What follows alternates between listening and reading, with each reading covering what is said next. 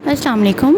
आज हमने verb correction की एक्सरसाइज नंबर 6 करनी है ब्राइट लीडर से। फर्स्ट सेंटेंस है I dash her what places she had visited in Europe. अब अगर हम इस सेंटेंस को देखें तो इसमें दो क्लॉजेस हैं और मैं पिछली एक्सरसाइज में भी यही बात कर चुकी हूँ कि अगर आपके पास एक ऐसा सेंटेंस हो जिसमें दो क्लॉजेस हों तो सबसे पहले उसमें टेंस को आइडेंटिफाई करते हैं। तो यहाँ पर जब हम देखेंगे तो जो सॉल्ट क्लास है she had visited in Europe, इसमें हैड के साथ थर्ड फॉर्म का इस्तेमाल किया गया है। इट मीन्स कि हैड के साथ थर्ड फॉर्म हमें बताता है कि इसमें पास्ट परफेक्ट का टेंस इस्तेमाल हुआ है। यानी अगर एक क्लॉज में आपके पास पास्ट परफेक्ट टेंस इस्तेमाल हुआ है तो आपने जो क्लॉज को सॉल्व करना है उसमें भी आप पास्ट टेंस को ही यूज़ करेंगे। तो इसीलिए आपने फर्स्ट का आंसर आस्क्ड लगाना है, यानी सेकंड फॉर्म ऑफ वर्ब को आप सिलेक्ट करेंगे।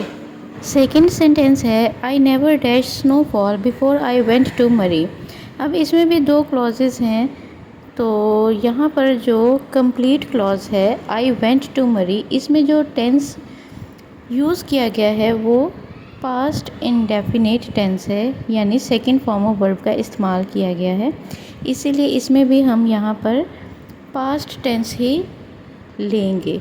तो यहाँ पर हम लेंगे I had not seen snowfall before I went to Murree. Third sentence है the sun dash before we were ready to leave. इसमें भी सेम रूल को अप्लाई किया जाएगा। जो कंप्लीट क्लॉज है we were ready to leave, इसमें भी सेकंड फॉर्म ऑफ वर्ब का इस्तेमाल किया गया है। इसीलिए हम यहाँ पर हैड नॉट राइजन को सिलेक्ट करेंगे। इस सेंटेंस में वर जो है ये एक सेकंड फॉर्म ऑफ वर्ब है। इसकी फर्स्ट फॉर्म ऑफ वर्ब है बी। बी की first form is am are होती है और second form of verb was और were. Third form of verb been और fourth form of verb being होती है, यानी आईएनजी फॉर्म को हम फोर्थ फॉर्म कहते हैं। तो नेक्स्ट सेंटेंस है ही dash home after he had finished his work. अब यहाँ जो कंप्लीट क्लॉज है he had finished his work, इसमें हैड के साथ थर्ड फॉर्म है, यानी पास्ट परफेक्ट टेंस को इस्तेमाल किया गया है। इसलिए हम यहाँ पर भी सेकंड फॉर्म ऑफ वर्ब को सिलेक्ट करेंगे, वेंट को। नेक्स्ट सेंटेंस है the bus dash before we stepped out. अब यहाँ पर भी जो कंप्लीट क्लॉज है वी स्टेप्ड आउट, उसमें सेकंड फॉर्म ऑफ वर्ब है स्टेप्ड। तो इसीलिए हम हैड स्टॉप्ड को सिलेक्ट करेंगे। नेक्स्ट सेंटेंस है यू डैश इट। अब यहाँ पर आपको पता है नॉट का इस्तेमाल हम ऐसे ही नहीं कर सकते। हम हमेशा जब तक हेल्पिंग वर्ब ना लें तो हमने नॉट वाला ऑप्शन जो है वो सिलेक्ट नहीं करना होता। इसीलिए हम यहाँ पर you do not understand it ये लेंगे। लेकिन देखा जाए तो यू हैव अंडरस्टूड इट ये भी ऑप्शन अकॉर्डिंग टू ग्रामर गलत नहीं है। यानी देखा जाए ग्रामेटिकली तो हैव अंडरस्टूड ये भी ठीक है और डू नॉट अंडरस्टैंड ये भी ठीक है।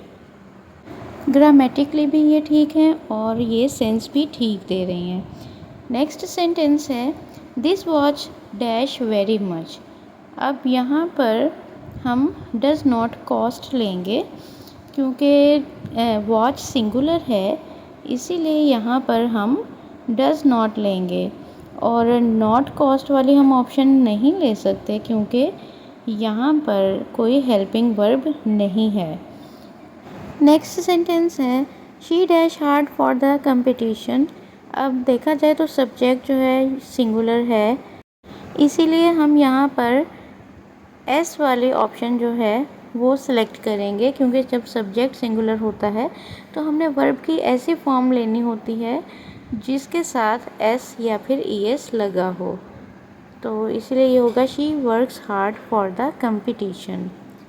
नेक्स्ट सेंटेंस है I dash this exercise in an hours time. मैं 1 घंटे के वक्त में ये एक्सरसाइज मुकम्मल कर लूँगी।